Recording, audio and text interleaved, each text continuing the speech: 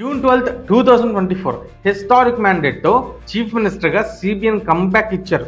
YS Jagan ruling AP ప్రజలకు ఒక night Meyer లాంటిది. స్టేట్ స్పాన్సర్డ్ టెర్రరిజంని తట్టుకోలేక స్టేట్ ప్రజలు చీఫ్ మినిస్టర్ని చేంజ్ చేశారు.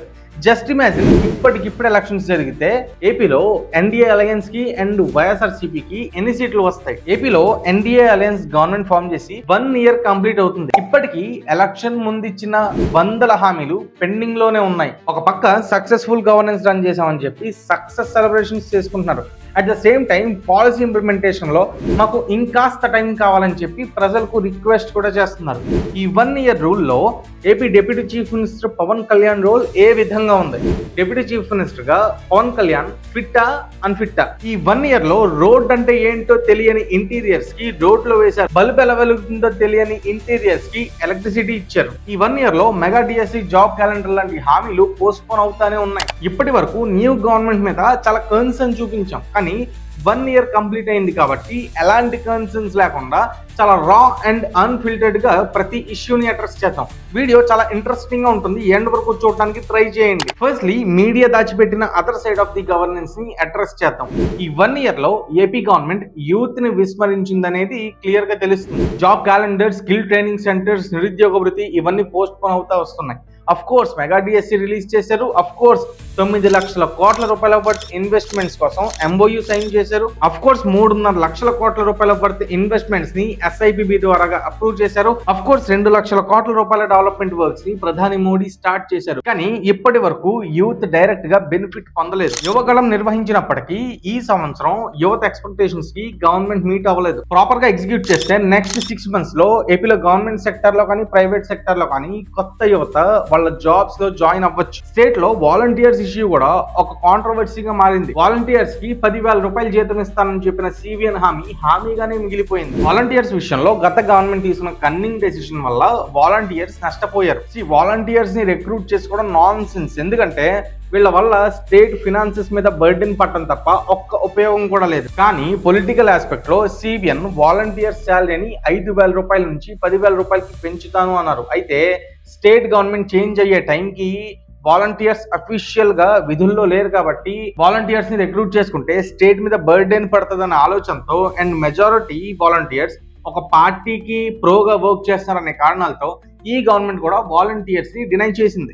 వాలంటీర్స్ ఇష్యూ వల్ల అర్బన్ ఏరియాస్ లో ఎలాంటి ఇంపాక్ట్ ఉండదు. కాకపోతే రూరల్ ఏరియాస్ లో 5 సంవత్సరాల పాటు వాళ్ళు ప్రతి ఒక్కరితో కలిసి నడిచారు కాబట్టి ప్రతి ఒక్కళ్ళలో గవర్నమెంట్ మీద నెగిటివిటీ స్ప్రెడ్ చేసే అవకాశం ఉంది. దీనివల్ల ప్రజలకు మంచి జరిగినా సరే అది నెగిటివ్ యాంగిల్ లో డిస్ప్లే అయ్యే అవకాశం ఉంది. వైసీపీ కోసం 2.5 లక్షల మంది వాలంటీర్లు 1,00,000 పైగా వాలంటీర్లు రిజైన్ చేశారు. సో మిగిలిన వాలంటీర్లో పార్టీల కోసం వర్క్ చేసే వాలంటీర్లని ఫిల్టర్ చేసి న్యూట్రల్ వాళ్ళకి ఏదో ఒక alternative as early as possible చూపిస్తే బాగుంటది. ఎందుకంటే వాళ్ళు ఈ రాష్ట్ర ప్రజలు, ఈ రాష్ట్ర యువత ఒక చీఫ్ మినిస్టర్ తీసుకున్న కన్నింగ్ ఐడియా వల్ల వాళ్ళు వాళ్ళ ఏజ్ లో, వాళ్ళ యంగ్ ఏజ్ లో ప్రైమ్ టైం ని కోల్పోయారు. 5 ఏళ్ల పాటు వాళ్ళ టైం ని వేస్ట్ చేసుకున్నారు. సో ఈ ఇష్యూ మీద గవర్నమెంట్ రీథింక్ చేయాలి. కమింగ్ టు పెన్షన్ 3,000 ని 4,000 చేశారనేది మీడియా చూపిస్తుంది. కాకపోతే 200 రూపీస్ పెన్షన్ ని 2,000 సిబిఎన్ రెజ్యూమ్ లో జరిగింది అండ్ 2,000 రూపీస్ పెన్షన్ ని 3,000 చేయడానికి వైఎస్ జగన్ గారికి 5 ఏళ్ల టైం పట్టింది. అండ్ అగైన్ 3,000 పెన్షన్ ని 4,000 చేశారు. ప్రాబ్లం బట్టి 6,000, 15,000 కూడా ప్రతి నెల డిస్ట్రిబ్యూట్ చేస్తున్నారు. కాకపోతే ఇది అగ్రెసివ్ గా ప్రజల్లోకి వెళ్ళట్లేదు. అండ్ రైతులకు అన్నదాత సుఖీభవ ఈ మంత్ లో ఇస్తామని చెప్పి చీఫ్ మినిస్టర్ ప్రకటించారు. ఇది ఏ మాత్రం డిలే చేయకుండా ఇవ్వాలి, లేకపోతే ప్రాబ్లం అవ్వచ్చు. పాలసీ ఎగ్జిక్యూషన్ విషయానికి వస్తే చీఫ్ మినిస్టర్ లెవెల్ లో chief minister, deputy chief minister and few ministers work చేస్తున్నప్పటికీ గ్రౌండ్ లెవెల్లో బ్యూరోక్రాట్స్, ఎమ్మెల్యేస్, మినిస్టర్స్ చాలా వరకు వర్క్ చేయట్లేదు. దీనివల్ల policy implementation and execution late అవుతుంది. ఎండ్ యూజర్ అయిన ప్రజలకు ఆ బెనిఫిట్ చేరేది డిలే అవుతుంది. గతంలో స్టేట్ స్పాన్సర్డ్ టెర్రరిజం ఉండేది, మత్తు పదార్థాల యూసేజ్ ఎక్కువగా ఉండేది. అయితే గవర్నమెంట్ చేంజ్ అవడానికి ఇది ప్రధాన కారణం. కాకపోతే ఇప్పటికీ అది కంటిన్యూ అవుతుంది. అయితే గత అలవాట్ల వల్ల ఇది కంటిన్యూ అవుతే ప్రాబ్లం లేదు, కానీ కావాలని గ్రూప్ ఆఫ్ పీపుల్ ఇది చేస్తే మాత్రం ఇటు ప్రజలకి అటు ప్రభుత్వానికి చాలా డిస్టర్బెన్స్ అక్కర్ అవుతుంది. అండ్ కమ్యూనికేషన్ విషయంలో గవర్నమెంట్ కి ప్రజలకు మధ్య గ్యాప్ ఉంది. ప్రాపర్ పిఆర్ వర్క్ అవ్వట్లేదు. ఫేక్ నరేటివ్స్ చాలా గట్టిగా స్ప్రెడ్ చేయడానికి ట్రై చేస్తున్నారు. ఇది ఈ 2 years లో ఇష్యూ కాదు, కానీ బట్ ఇదే కంటిన్యూ అయితే మాత్రం 2029 కి ఇష్యూస్ అరైజ్ అయ్యే అవకాశాలు ఉన్నాయి. సో ఇప్పటి వరకు డిస్కస్ చేసిన ఇష్యూస్ ని గవర్నమెంట్ గవర్నమెంట్ అడ్రస్ చేయాలి. 19,000 కిలోమీటర్స్ రోడ్స్ ని ఈ 1 year లో రిపేర్ చేశారు. మెజారిటీ ఏరియాస్ లో న్యూ రోడ్స్ వేశారు. Deputy chief minister Pawan Kalyan roads quality మీద అబ్సల్యూట్ కేర్ తీసుకుంటున్నారు. ఈ 1 year లో 1500 పైన ఆర్టీసీ బసెస్ ని ఏపీ గవర్నమెంట్ కొనుగోలు చేసింది. అండ్ ఇంజన్ బాగున్న రిపేర్స్ ఉన్న ఓల్డ్ బసెస్ ని కంప్లీట్ మోడిఫికేషన్స్ చేయడం స్టార్ట్ చేశారు. పవర్ అంటే ఏంటో తెలియని గిరిజన ప్రాంతాలకు ఎన్డీఏ పవర్ లోకి వచ్చిన తర్వాత వాళ్ళ ఏరియాస్ కి power for the first time వచ్చింది. రోడ్ ఎలా ఉంటుందో తెలియని గిరిజనులు ఈ రోజు రోడ్స్ మీద హ్యాపీగా తిరుగుతున్నారు. 104, 108 సర్వీసెస్ ని స్ట్రెంథెన్ చేశారు. PHCs, district hospitals, welfare hospitals మీద అట్మోస్ట్ కేర్ చూపిస్తూ సడన్ విజిట్స్ చేస్తూ వాటిని డెవలప్ చేస్తున్నారు.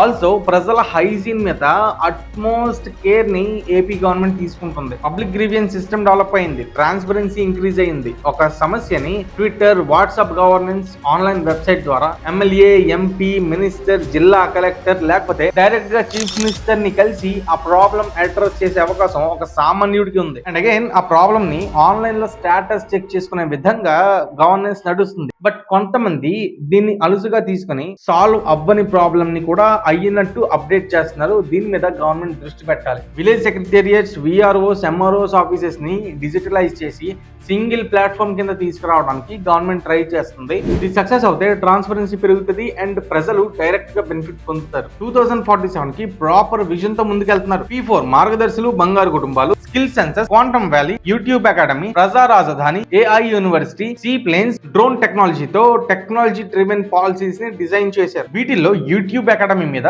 ప్రెసెంట్ ఎలాంటి అప్డేట్ లేదు. డ్రోన్ హబ్ వర్క్ స్టార్ట్ ఇంకా అవ్వలేదు. రిమైనింగ్ ప్రోగ్రామ్స్ మీద పార్ట్నర్షిప్ జరిగాయి, బ్యాక్ అండ్ వర్క్ జరుగుతుంది. అండ్ ఈ ఇయర్ ఎండ్ కి వీటి మీద మనం డెవలప్మెంట్స్ ని చూడొచ్చు. ఇండిపెండెన్స్ డే సెలబ్రేషన్స్ కోసం ఒక్కో స్కూల్ కి 100 to 50 కేటాయించే డేస్ నుంచి దీన్ని 10,000 కి 25,000 కి deputy chief minister Pawan Kalyan increase చేశారు. డిప్యూటీ చీఫ్ మినిస్టర్ రోల్ లో పవన్ కళ్యాణ్ పెర్ఫార్మెన్స్ ఎలా ఉంది? యాజ్ అ మినిస్టర్ లెవెల్లో పవన్ కళ్యాణ్ పెర్ఫార్మెన్స్ పెద్దగా చెప్పడానికి ఏం లేదు. కాకపోతే గిరిజన ప్రాంతాలకు ఎలక్ట్రిసిటీ ఇవ్వడం, వాటర్ ఇవ్వడం, రోడ్స్ ఇవ్వడం, వాళ్ళ రియల్ ప్రాబ్లమ్స్ ని అడ్రస్ చేయడంలో పవన్ కళ్యాణ్ సక్సెస్ అయ్యారు. స్టేట్ లో నెగ్లెక్టెడ్ మండల్స్ ని అప్లిఫ్ట్మెంట్ చేయడంలో మెయిన్ గా ఉత్తరాంధ్రలో పవన్ కళ్యాణ్ సక్సెస్ అయ్యారు. సడన్ విజిట్స్, ఫీల్డ్ ఇన్స్పెక్షన్స్ చేస్తూ పవన్ కళ్యాణ్ ఈ ఇష్యూస్ ని అడ్రస్ చేస్తున్నారు.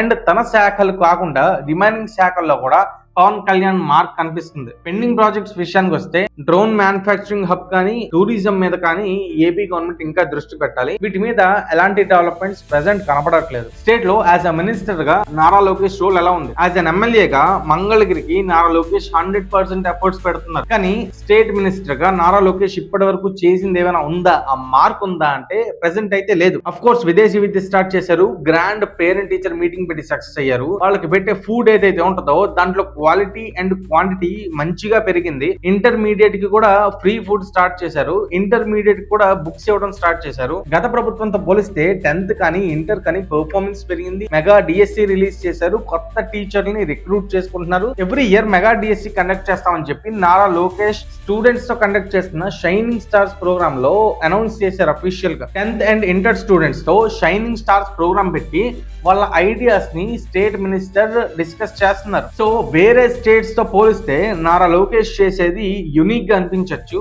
కానీ ఇప్పటి వరకు యాజ్ అ మినిస్టర్ గా ఆయన చూపించిన మార్క్ ప్రజల్లో కనబడదు. ఎందుకంటే నారా లోకేష్ తీసుకున్న పోర్ట్ఫోలియో అవ్వచ్చు, టాస్క్స్ అవ్వచ్చు చాలా క్రూషియల్. ఒక లోకేష్ పర్ఫార్మెన్స్ మీద 2029 లో ఎన్డీఏ గవర్నమెంట్ ఫామ్ చేయాలా వద్దా అనేది కూడా ఆధారపడి ఉంటుంది. అయితే రాబోయే తరం నారా లోకేష్ చేతుల్లో ఉన్నారు. నెక్స్ట్ జనరేషన్ కోసం ఏం చెయ్యాలి అని చెప్పి లోకేష్ థింక్ చేస్తున్నారు. ఇన్పుట్స్ తీసుకుంటున్నారు, సబ్జెక్ట్ నేర్చుకుంటున్నారు. చాలా బ్యాక్ అండ్ వర్క్ చేసిన తర్వాత ప్రతి ఇష్యూ మీద డెసిజన్ తీసుకుంటున్నారు. So as a IT minister గా జాబ్స్ రావాలి, కంపెనీస్ రావాలి అంటే ఈ ఇయర్ ఎండ్ కి జాబ్స్ రావడం, కంపెనీస్ రావడం స్టార్ట్ అవుతాయి. బట్ ఒక్కటి మాత్రం చాలా బలంగా చెప్తా, నారా లోకేష్ చేసే రూల్ ఏదైతే ఉందో హెచ్ఆర్టీ మినిస్టర్ గా, ఐటీ మినిస్టర్ గా, ఇది ఒక స్టడీ లాగా సెంట్రల్ గవర్నమెంట్ హయ్యర్ ప్రయారిటీతో నారా లోకేష్ తీసుకున్న డెసిషన్స్ కానీ, అమలు చేసిన విధానాలు కానీ school and college text books లో ఖచ్చితంగా ప్రింట్ చేస్తారు. కమింగ్ టు వైఎస్ఆర్సీపీ, అఫీషియల్ గా అపోజిషన్ స్టేటస్ లేనప్పటికీ యాజ్ అన్ అన్అఫీషియల్ అపోజిషన్ పార్టీగా ప్రజల సమస్యలు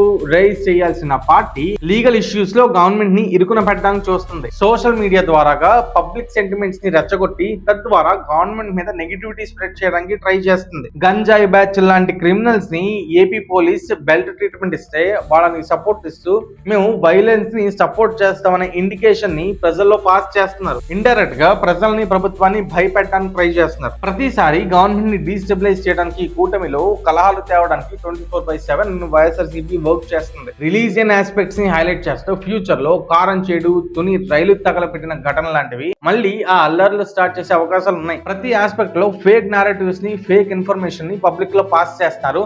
దీనిపైన గవర్నమెంట్ ఎప్పటికప్పుడు ప్రజల్లో ప్రాపర్ పిఆర్ తో ప్రాపర్ కమ్యూనికేషన్ తో కనుక ప్రజలకి నిజాన్ని తెలియజేయకపోతే ఇది సొసైటీలో చాలా పెద్ద ఇష్యూ అవుతుంది. ఓవరాల్ రివ్యూ మాట్లాడుకుంటే యాజ్ అ చీఫ్ మినిస్టర్ గా సిబిఎన్ ఒక 80% ఎఫర్ట్స్ పెడుతున్నారు అనిపిస్తుంది. Deputy CM Pawan Kalyan and Nara Lokesh 65 to 75% efforts పెడతారనిపిస్తుంది. కానీ కింద స్థాయి ఎమ్మెల్యేలు కానీ కొంతమంది మినిస్టర్లు కానీ కనీసం ఒక 40% ఎఫర్ట్స్ కూడా పెట్టట్లేదు అనిపిస్తుంది. చాలా మంది నియోజకవర్గాల్లో అందుబాటులో కూడా ఉండట్లేదు. దీనివల్ల సీఎం స్థాయిలో వర్క్స్ జరిగినప్పటికీ ఎండ్ యూజర్ ప్రజలకి చేరేటప్పటికి ఎక్కడో అక్కడ ఇంటరప్షన్ జరుగుతుంది, డిలేస్ జరుగుతుంది, నెగిటివిటీ స్ప్రెడ్ అవుతుంది, ఫేక్ నెరేటివ్ స్ప్రెడ్ అవుతాయి. సో ప్రాపర్ ప్లానింగ్ తో వీటిని గవర్నమెంట్ కంట్రోల్ చేయాలి. Transparency, speed of governance, vision, execution, public connection, safety and security aspects లో గవర్నమెంట్ పెర్ఫార్మెన్స్ ని రేటింగ్ గా చెప్పాలంటే 5 పాయింట్స్ కి 3.7 ఇస్తున్నాను. పాజిటివ్ యాంగిల్ ఏంటంటే సీట్ ఎక్కిన మరుక్షణం నుంచి ప్రాపర్ ఎఫర్ట్స్ తో స్టేట్ గవర్నమెంట్ రన్ అవుతుంది. నెగిటివ్ యాంగిల్ ఏంటంటే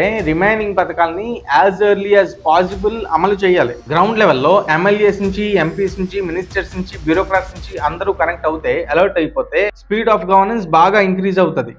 ఒక గవర్నమెంట్ రూల్ ని అనలైజ్ చేయడానికి 1 year అస్సలు సరిపోదు. కాకపోతే ఈ 1 year లో మిగతా స్టేట్ గవర్నమెంట్స్ తో పోల్చుకున్నా, గత గవర్నమెంట్ తో పోల్చుకున్నా ఏపీ గవర్నమెంట్ బాగా పర్ఫామ్ చేస్తుంది. కాకపోతే ఇక్కడ నెగిటివ్ సైడ్ ఎందుకు కనిపిస్తుందంటే గత గవర్నమెంట్ చేసిన ఆ స్టేట్ స్పాన్సర్డ్ టెర్రరిజం నుంచి ప్రజలు కోలుకోవడానికి టైం పడుతుంది. అట్ ద సేమ్ టైం ఈ గవర్నమెంట్ మీద ప్రజల ఎక్స్పెక్టేషన్స్ చాలా హైలో ఉన్నాయి. ఒక అమెరికన్ ప్రెసిడెంట్ మీద ఉండాల్సిన ఎక్స్పెక్టేషన్స్ ఒక స్టేట్ సీఎం మీద ఉన్నాయి. అట్ ద సేమ్ టైం ఇప్పటికిప్పుడు ఎలక్షన్స్ జరిగితే స్టేట్ గవర్నమెంట్ పర్ఫార్మెన్స్ ని బేస్ చేసుకుని చెప్తే వైసీపీకి 25 నుంచి 32 సీట్స్ ఎమ్మెల్యే సీట్స్ వచ్చే అవకాశం ఉంది. కాకపోతే ఇక్కడ అనఫిషియల్ అపోజిషన్ పార్టీ వైఎస్ఆర్సీపీని ఇంక్లూడ్ చేస్తే రాజధాని మీద వాళ్ళ స్టాండ్ మార్కపోవడం, వేశ్యల రాజధాని అని చెప్పి ఆ ప్రాంత మహిళల మొత్తాన్ని నిందించడం, గంజా బ్యాచ్ కి సపోర్ట్ చేయడం, తిరుమల మీద ప్రతి నెల ఒక ఫేక్ నెరేటివ్స్ ని స్ప్రెడ్ చేయడం, తిరుమల లడ్డూని ప్రాపర్ గా కల్తీ చేసినట్టు ఎవిడెన్సెస్ బయటికి రావడం, అసెంబ్లీ స్కిప్ చేయడం, పోలీసులని బట్టలు ఉడతీస్తా అని చెప్పి